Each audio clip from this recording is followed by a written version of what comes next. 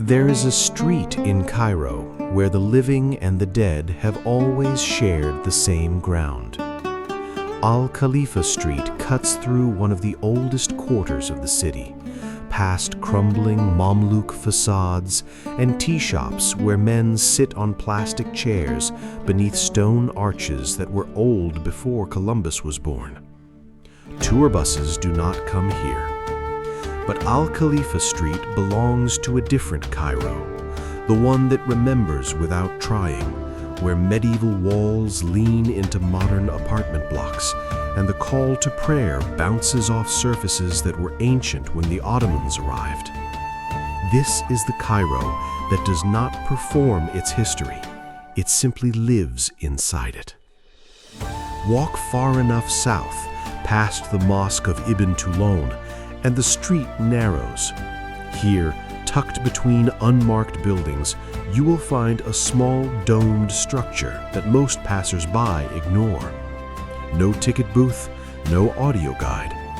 Step inside, and the world outside vanishes. The chamber is a single room beneath a dome. The proportions are intimate, built not to overwhelm, but to hold your attention at close range.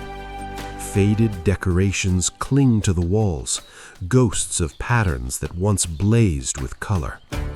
But the revelation is the mihrab, the prayer niche facing Mecca. Against a shimmering field of gold, a slender tree rises, its branches heavy with luminous droplets fashioned from mother of pearl. Each pearl catches the dim light differently, so the tree seems almost to breathe. Artists were brought from Constantinople, the capital of a rival civilization, specifically for this commission. Whoever ordered this tomb wanted the world to know that the person lying here mattered, and whoever designed it understood that the most powerful statement is not size, but precision. The tree is not decoration, it is a name. Shajar al-Durr, in Arabic, tree of pearls. The woman buried here was for 80 days in 1250 the Sultan of Egypt. Not a regent, not a queen consort behind a curtain, the Sultan. Coins were struck with her titles. The Friday Khutbah, the most important public declaration of sovereign authority in the Islamic world, was pronounced in her name across every mosque in Egypt. No woman before her had received that honor in Islamic Egypt. No woman after her ever would. For 80 days, when the Imam stood before the congregation and spoke the name of the ruler, the name he spoke belonged to a woman who had once been sold as property. She negotiated the ransom of a French king. She founded the Mamluk Sultanate, a state that would crush the Mongols at Ain Jalut, expel the last Crusaders from the Holy Land, and dominate the Middle East for 267 years. The dynasty she ignited outlasted the Crusader states, outlasted the Abbasid Caliphate, and outlasted every European monarchy that existed in her lifetime. And yet, when she died 7 years later, slave women beat her with wooden clogs until the bones gave way. They stripped her naked and threw her from the citadel walls. For 3 days, her corpse lay in the moat. According to the historian Ibn Iyas, a mob eventually came, not to mourn, but to tear away the silk cloth still clinging to her waist because it was embroidered with pearls and smelled of musk. Then they left her again. The woman who had once commanded the loyalty of the most powerful army in the Muslim world was left for the dogs and the sun. How does a girl taken from the Central Asian steppe as a child slave become the most powerful person in the richest Muslim state on earth? How does she conceal a sultan's death for 3 months while a Crusader army marches on the capital, and then die naked in a moat, unmourned? The answer lies not only in one extraordinary woman, but in the world she inhabited, a world where slaves could become kings, Power was never inherited but always seized, and the distance between the throne and the grave was measured in mistakes. Her story is not an exception to the rules of that world. It is the purest expression of them. Her story begins far from Egypt. The early 13th century is a world being unmade. The Mongol Empire is expanding at a speed no observer can grasp. Under Genghis Khan and his successors, cities that stood for centuries are reduced to ash in days. Among the peoples caught in this cataclysm are the Kipchaks, a Turkic nomadic confederation on the western steppe. When the Mongol wave hits, the Kipchak world fractures, and in the wreckage, a vast human commerce begins. Captives were funneled southward through slave markets, stretching from the Crimea to the banks of the Nile. Children who had known nothing but open grassland and the sound of horses were chained, loaded onto ships, and sold to buyers who saw in them not people, but raw material, bodies to be shaped into soldiers, servants, and concubines. Around 1220, a girl enters this pipeline. She is captured, sold, moved through a chain of merchants whose names no one wrote down. She ended up in Baghdad, in the household of the Abbasid Caliph. In the records of the Caliph's harem, she appeared as a line item, a slave girl, one of many. Her birth name, her family, the face of her mother, all stripped away. She was perhaps 11 years old enough to understand what had been taken from her, young enough to have no power to take it back. She would not stay in Baghdad. Concubines were standard diplomatic currency, gifts exchanged between rulers to cement alliances. In the late 1230s, the girl was sent to a young Ayyubid prince named Al-Saleh Ayyub. He was not yet sultan, not yet powerful, imprisoned in the fortress of Kerak, locked in a succession struggle with his own family. He had few allies and no guarantee he would survive the year. No one imagined this girl would one day hold the fate of Egypt.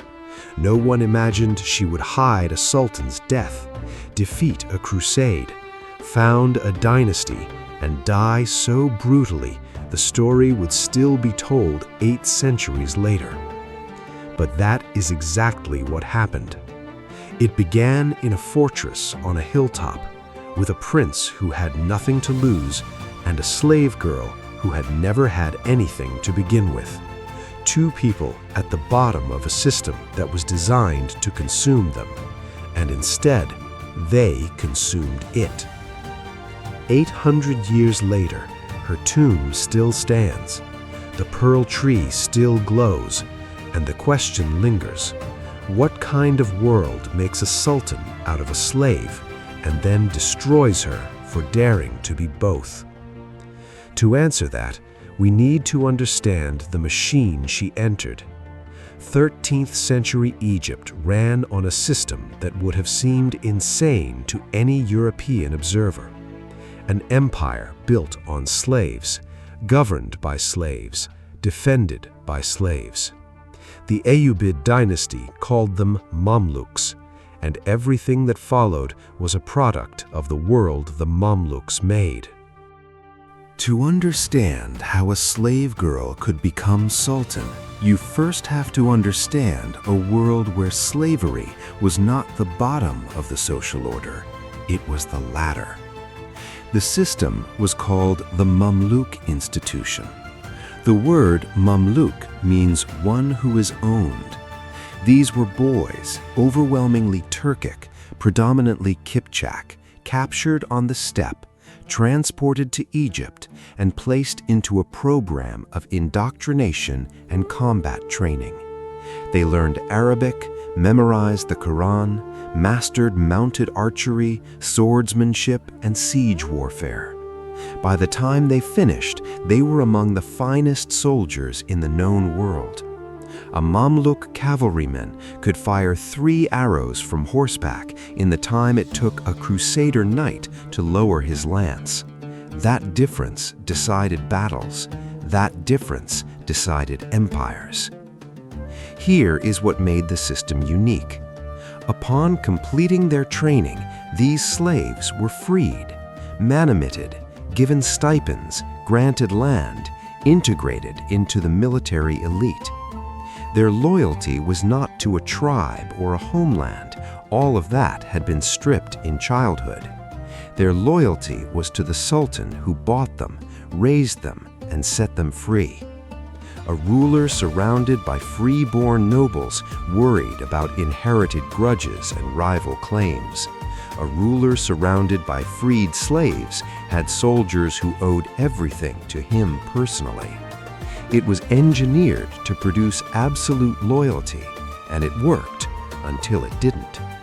Because the very qualities that made Mamluks effective, ambition, discipline, ruthlessness, also made them dangerous the moment they decided their sultan was no longer worth obeying. The sword that protects you on Monday can open your throat by Friday. That was the bargain every Ayyubid sultan lived with, and every Ayyubid sultan believed he could manage it. Most of them were wrong. The Ayyubid dynasty depended on this system completely. Founded by Saladin, the Kurdish warrior who retook Jerusalem from the Crusaders in 1187, the Ayyubids governed an empire from the Nile Delta to the Euphrates. But Saladin's genius had been personal, not institutional. He held the empire together through force of character, battlefield charisma, and the sheer weight of his reputation. After his death in 1993, those qualities could not be inherited. His empire fractured. Sons and nephews carved the realm into competing principalities. Damascus went to one branch, Aleppo to another. Egypt became the ultimate prize. The pattern repeated itself with every generation. A strong sultan would unify the realm, die, and watch from the grave as his heirs tore it apart again. Al-Saleh Ayyub was born into the worst iteration of this cycle, a dynasty eating itself. When his father died in 1238, succession collapsed into chaos. Al-Saleh was not the eldest son, not the favored heir. He held a minor governorship far from the centers of power. When rivals moved against him, he was imprisoned in the castle of Kipchak, a Crusader-built fortress in modern-day Jordan. It was there that his path crossed with the slave girl from Baghdad. Kipchak was no palace. It was a stone cage on the edge of the desert, perched on a hilltop where the wind never stopped and the horizon offered nothing but dust. Al-Saleh was confined with a handful of companions, among them a Mamluk soldier named Baybars and the young concubine. 3 people with nothing, a deposed prince, a slave warrior, and a slave girl, sitting in a fortress that belonged to none of them, in a kingdom that had forgotten all 3. It was the kind of place where people either broke or became something new. What happened between Al-Saleh and Shajar al-Durr during this confinement is largely lost, but the outcome speaks for itself. He did not merely keep her as a concubine, he married her, unusual for a prince of his rank marrying a slave-born woman. He trusted her judgment, valued her counsel, and considered her a partner. He granted her freedom and the name history would remember, Shajar al-Durr, Tree of Pearls. The marriage gave Shajar legal standing, rights to property, consultation, and a political role. As al-Salih fought to reclaim Egypt, she traveled with him through campaigns and the deadly internal politics of a dynasty where cousins regularly tried to murder each other. And when al-Salih marched to Syria to confront rival Ayyubid princes, he did something that no chronicler could dismiss as ceremonial. He left Shajar al-Durr behind in Egypt as regent. Not his vizier, not his top Mamluk commander, his wife, a freed slave, governing the richest Muslim state on earth in his absence. It was an act of trust that revealed, more than any marriage contract, exactly how much power she already held before the crisis that would make her Sultan. It also revealed something about al-Salih. He was a man who measured people by what they could do, not by where they came from. In a world obsessed with bloodlines, that made him unusual, and it made Shajar possible. By 1240, al-Salih had secured Egypt. He moved into the Cairo Citadel and began buying Mamluks on an extraordinary scale. Thousands of Kipchak Turks housed on Rhoda Island in the Nile, known as the Bahri Mamluks. He poured money into their training, their weapons, their barracks. They were his personal army, loyal to him alone, separate from the existing Egyptian military establishment. Among them were names that would dominate the Middle East for the next century: Baybars al-Bundugdari, Kalawun al-Alfi, and Iz al-Din Aybak, who would become Shajar's second husband and ultimately her victim. None of them knew it yet. For now, they were simply tools of the Sultan, obedient, sharp, and waiting. But the Mamluks were not the only force in play. In Syria, al-Salih's cousins controlled Damascus and Aleppo. In Baghdad, the Abbasid Caliph watched every throne. And in the Mediterranean, a threat was gathering that would make all internal rivalries trivial.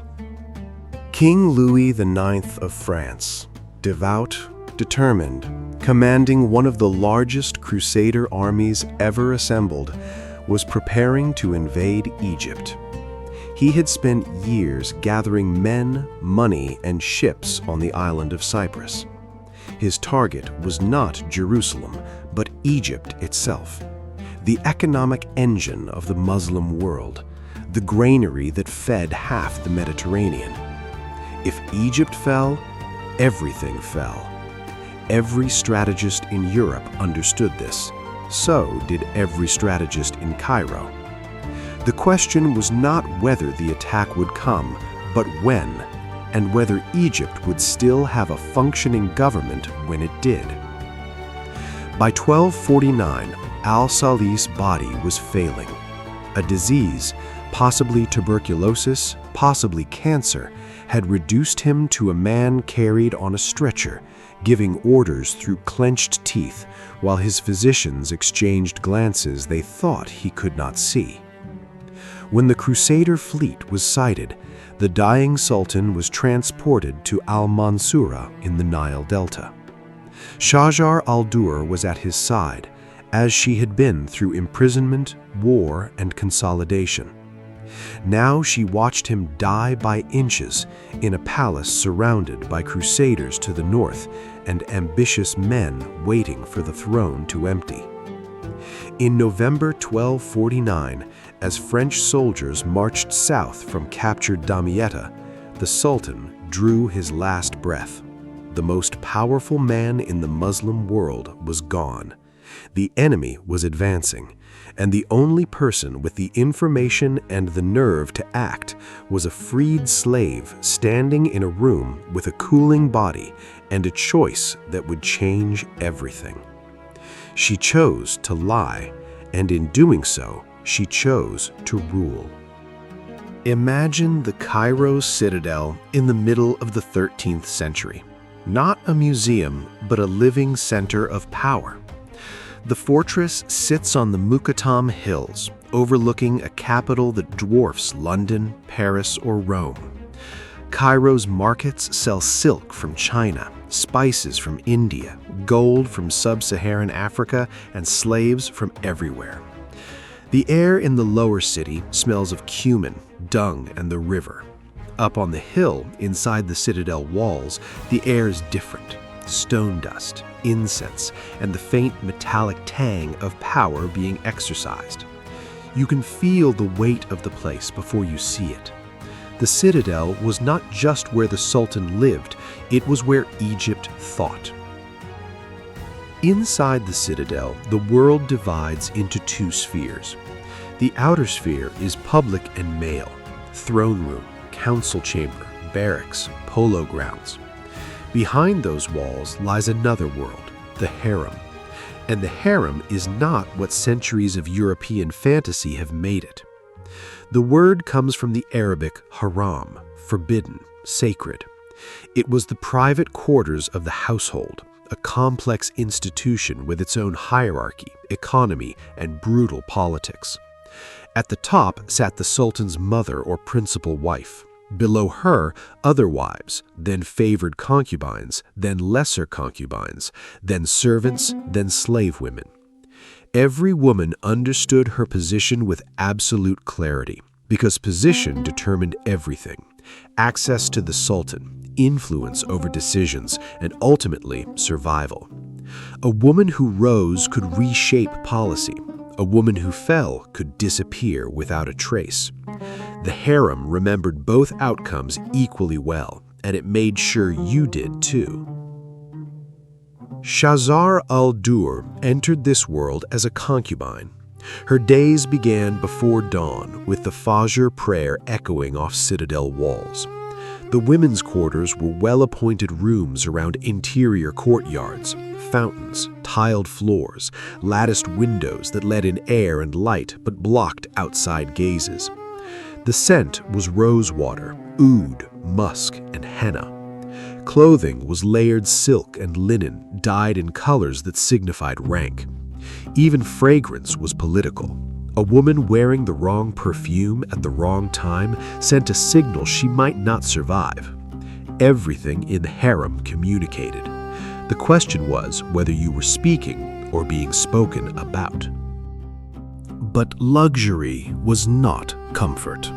The harem was a theater of constant surveillance. Every woman watched every other.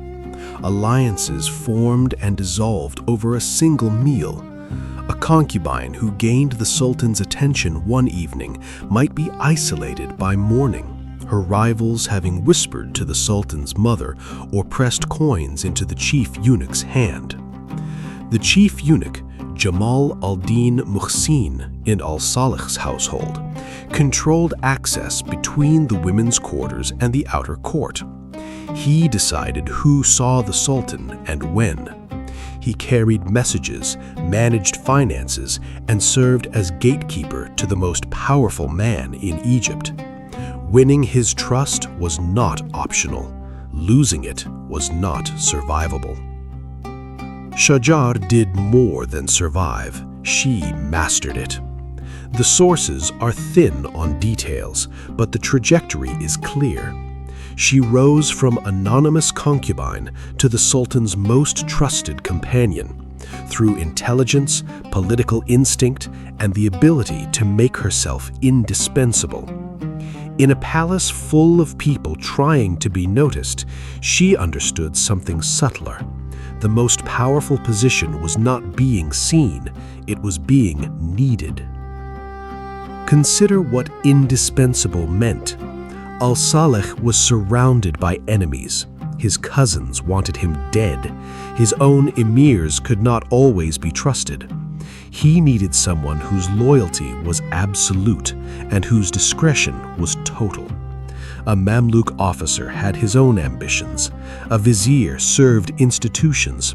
Shajar had no family to advance, no tribal network, no dynastic claim.